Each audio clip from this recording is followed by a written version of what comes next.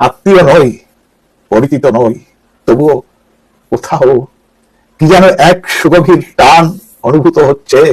হয়তো এরই নাম মনুষ্যত্ব, মানবিকতা, অবচেতন মনের ঘুমন্ত বোধ, যা মানুষের জন্য মানুষের।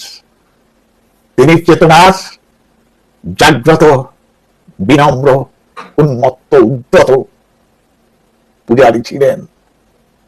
আজকের কলম শুধু তার জন্য, শুধুই তারই জন্য।